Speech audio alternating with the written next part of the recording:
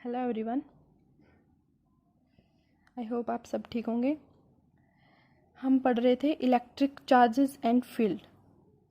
उसके अंदर जो इसकी प्रीवियस वीडियो थी उसके अंदर हमने पढ़ा था चार्ज के बारे में, इलेक्ट्रोस्टैटिक के बारे में, और क्वांटाइजेशन ऑफ चार्ज पढ़ा था और कंजर्वेशन ऑफ चार्ज पढ़ा था। आज हम इसी के अंदर पढ़ेंगे method of charging of a body. Method of charging of a body. इसमें कौन कौन से मेथड हैं वो आज हम पढ़ेंगे। सबसे पहला जो मेथड है वो है बाय फ्रिक्शन। बाय फ्रिक्शन क्या होता है? कोई भी दो बॉडीज है हमारे पास में, अगर हम उन दोनों बॉडीज को अगर रब करते हैं तो एक बॉडी के जो इलेक्ट्रॉन्स हैं वो ट्रांसफर होकर कहाँ चले जाएंगे? दूसरी बॉडी के अंदर ट्रांसफर कर जाएंगे। वो कौन सा मेथड हमारा? फ्रिक्शन का।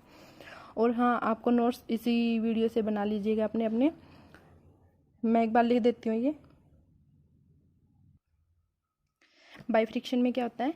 When two bodies are rub against each other then few electrons are transfer from one to another and body becomes charge. मैंने जैसे कि अभी बताया कि दो बॉडीज हैं, अगर हम उनको रब करेंगे तो एक बॉडी के जो इलेक्ट्रॉन्स हैं वो ट्रांसफर होकर कहाँ चले जाएंगे? दूसरी बॉडी के अंदर ट्रांसफर कर जाएंगे।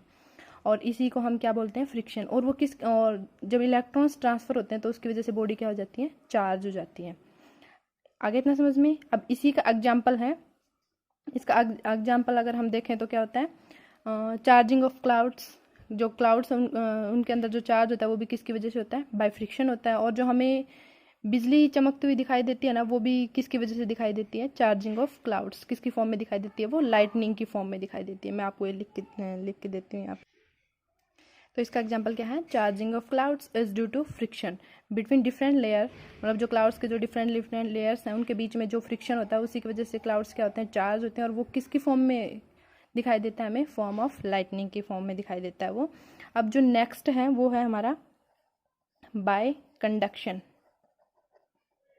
अब बाय कंडक्शन में क्या होता है? हमारे पास में कोई भी दो बॉडीज हैं, कंडक्टिंग दो बॉडीज है हमारे पास में। उन दोनों बॉडीज को हमने एक कंडक्टिंग वायर से कनेक्ट कर दिया। अगर वायर से कनेक्ट करेंगे तो एक का जो इलेक्ट्रॉन्स है वो ट्रांसफर हो जाएंगे किसमें? अनदर बॉडी में हो जाएंगे। इसको कैसे लिखेंगे हम? When two metallic bodies are connected by a metallic wire then charge can be transferred from one to another। जैसे इसको हम और अच्छे तरीके से समझ सकते हैं। यहाँ पे ये हमारे पास में कोई ए बॉडी है, इसके ऊपर चार्ज प्रेजेंट है, प्लस चार्ज प्रेजेंट है। ये हमें किसी दूसरी बॉडी के साथ में वायर के साथ में कनेक्ट करना है। ये बॉडी बी है हमारे पास में। ये जो बॉडी है ये क्या है?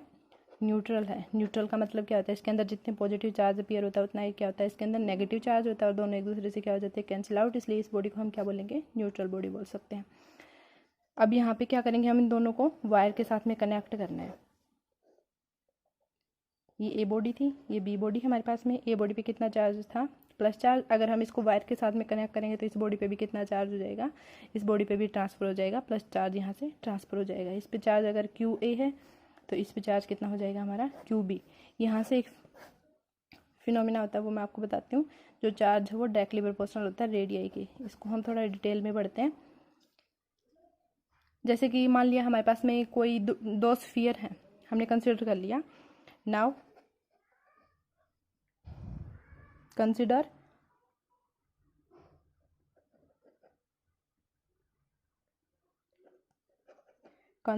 two sphere of radii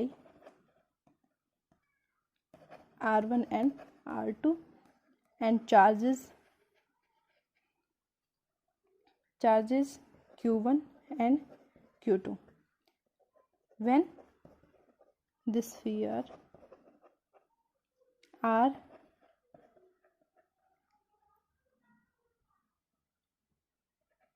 touched together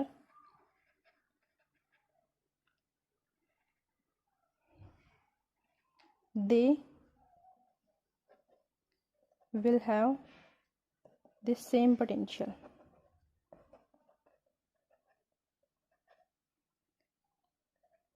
किसकी वजह से रहेगा ये same potential? Because current can flow between them and potential difference is 0।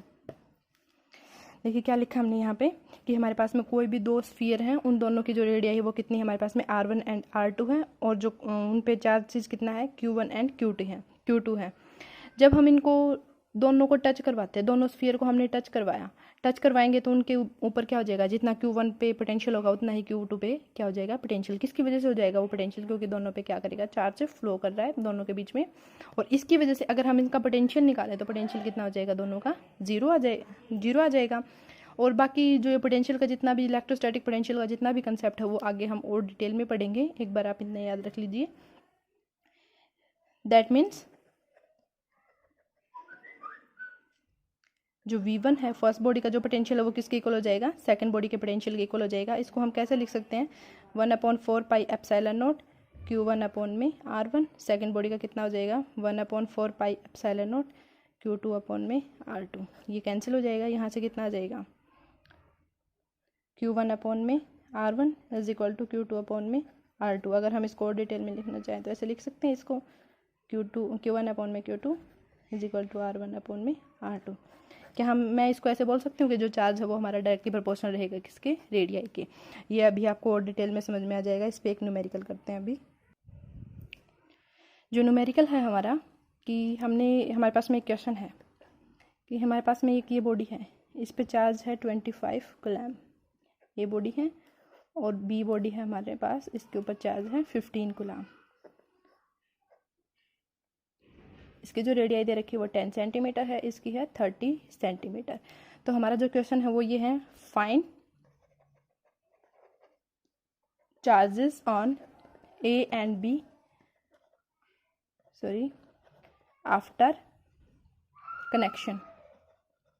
इनके ऊपर कनेक्शन करने के बाद में हमें चार्जेस निकालना है ए और बी बॉडी पे चार्ज निकालेंगे। अब अगर हम टोटल चार्ज देखें तो टोटल चार्ज हमारे पास कितना है, Q इज इक्वल टू कितना हो जाएगा, QA प्लस में QB, दोनों का कितना हो जाएगा टोटल चार्ज, 25 प्लस 15 कितना हो गया, 40 कूलम। हमारे पास इक्वेशन क्या थी अभी, Q1 अपॉन में कितना था, Q2 is equal to R1 upon में कितना था, R2। हमने सपोज कर लिया कि हमारे पास में जो फर्स्ट बॉडी है इस पे चार्ज कितना है, X है। अगर फर्स्ट बॉडी पे हमारे पास में चार्ज X है तो सेकंड बॉडी पे कितना हो जाएगा, 40 माइनस में X, और रेडियाई कितनी दे रखी है, फर्स्ट की 10 है, सेकंड की कितनी है 30, ये कैंसिल करेंगे तो यहाँ से इतना हो जाएगा। अब इसको और डिटेल में सोल्व करेंगे, कितना आ जाएगा, 40 माइनस में X, ये कितना आ जाएगा, 4x इज इक्वल टू 40। यहाँ से x की वैल्यू कितनी आ जाएगी, 10 कूलम। अगर x की वैल्यू 10 कूलम है तो यानी इस बॉडी पे चार्ज कितना हमारा, 10 कूलम। आफ्टर कनेक्शन चार्ज रहेगा, ये बिफोर कनेक्शन है 25 कूलम, आफ्टर कनेक्शन चार्ज कितना हो जाएगा बॉडी पे, 10 कूलम। तो बी बॉडी पे कितना हो जाएगा, यहाँ पे 40 माइनस एक्स था तो बी बॉडी पे कितना आ जाएगा, 30 कूलम। आगे इतना समझ में। इसका एक हम सिंपली एक फॉर्मूला और यूज़ कर सकते हैं इसके अंदर।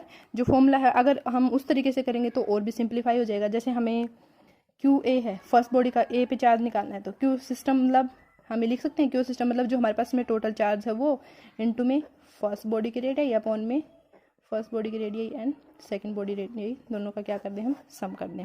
ऐसे ही हम इस बॉडी का भी कर सकते हैं कि QB इज इक्वल टू कितना हो जाएगा, Q सिस्टम अपॉन में इनटू में RB अपॉन में RA प्लस में RB। अगर हम इस तरीके से निकालेंगे तो ये और भी इजी से हो जाएगा। आई होप आपको इतना ये चार्जिंग बाय कंडक्शन समझ में आ गया होगा। जो थर्ड पॉइंट है वो है चार्जिंग बाय इंडक्शन। जो थर्ड है हमारी वो क्या है, चार्जिंग बाय इंडक्शन। और चार्जिंग बाय इंडक्शन क्या होता है, in this method A charge body is boat near a neutral metallic body but body is unknown conducting. इसका मतलब क्या है कि हमारे पास में एक चार्ज बॉडी है, वो हम किसी न्यूट्रल बॉडी के पास में लेके जाते हैं तो जो न्यूट्रल बॉडी है उसके ऊपर भी क्या अपीयर हो जाएगा, चार्ज अपीयर हो जाएगा। और इससे लेकिन हम यहाँ पे बोल सकते हैं कि उन दोनों के बीच में कोई भी कनेक्शन नहीं होगा, इसको हम विदाउट कनेक्शन बोल सकते हैं। तो इसका जो फर्स्ट स्टेप है वो क्या हो जाएगा, स्टेप फर्स्ट कितना हो जाएगा, क्या हो जाएगा, ये हमारे पास में एक चार्ज बॉडी है जिस पे कितना चार्ज है प्लस चार्ज है, ये हमारे पास में सेकंड बॉडी है जो क्या है, न्यूट्रल है।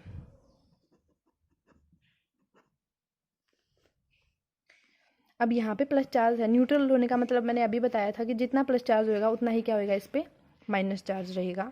दोनों एक दूसरे को कैंसिल आउट करते हैं, तो इसीलिए हम इसको क्या बोलते हैं, न्यूट्रल बोलते हैं। जब हम इसके पास में अगर प्लस चार्ज लेके जाएंगे तो यहाँ पे इसके जो ये वाला फेस है, इस पे क्या जो ये प्लस चार्ज है ये क्या कर लेगा, जो इसके अंदर नेगेटिव चार्ज है वो इस फेस पे सारे इकट्ठे हो जाएंगे, और जो प्लस चार्ज है वो यहाँ पे चला जाएगा।